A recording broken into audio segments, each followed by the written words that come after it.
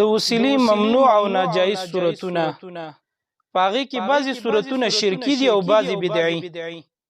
شرکی صورت مثلا مړو ته आवाजونه کول، هغه ته خپل حاجتونه وړاندې کول او دا عقیده ساتل چې د دې په وسیله زمون حاجتونه پوره کیږي. لکه څنګه چې نن سبا زمون په دې زمانه کې کیږي. خلک زیارتونو ته روان دي، مزارونو ته روان دي، قبرونو ته ورځي چې ته پوښتنه وکړې د څه د پاره ځي، وای د دې په وسیله زمون حاجتونه پوره کیږي، د دې په وسیله زمون دعاګانې پوره کیږي. نو دا شرکی وسیله ده او شرک اکبر دی. د دې نه ځان ساتل پکار دي.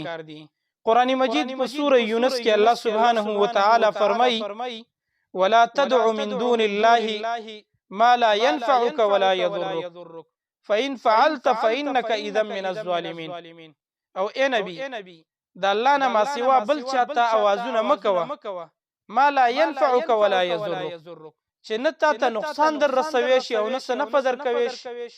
فإن فعلت فإنك إذا من الظالمين.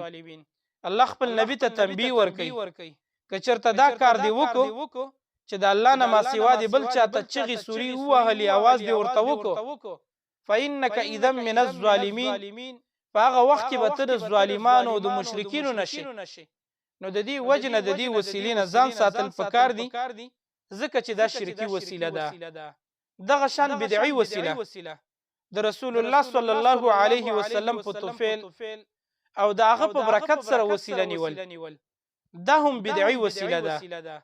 ځکه د دې وسیلې په باره کې نه مونږ ته الله فرمایلی دي نه د هغه رسول صلی الله علیه وسلم فرمایلی دي او نه چرته د صحابه کرامو وسیله نیولې ده.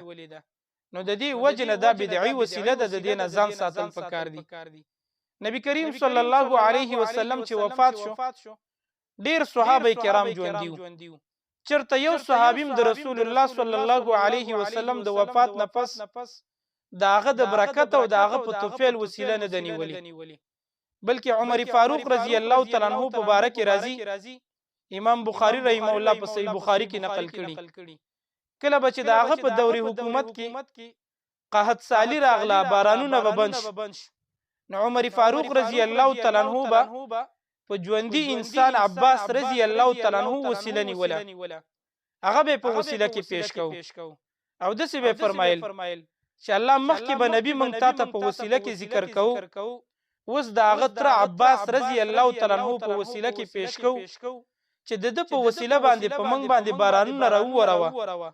نو عمر فاروق رضی الله تعالی عنہ د الله پر رسول باندې د مرګ نه پس وسیله ونه نیوله، بلکې د نبی کریم صلی الله علیه وسلم پتر عباس رضی الله تعالی عنہ چې ژوند دیو هغه الله ته په وسیله کې پیش.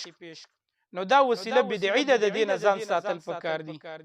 بلکې دا وسیله کله نا کله شرک تم رسیږي چې کله سړی دا عقیده وساتي چې الله وسیلې ته محتاج دی، یو واسطه ته محتاج دی، د دینه بغیر الله سبحانه و تعالی حاجتونه نشي پوره کولای.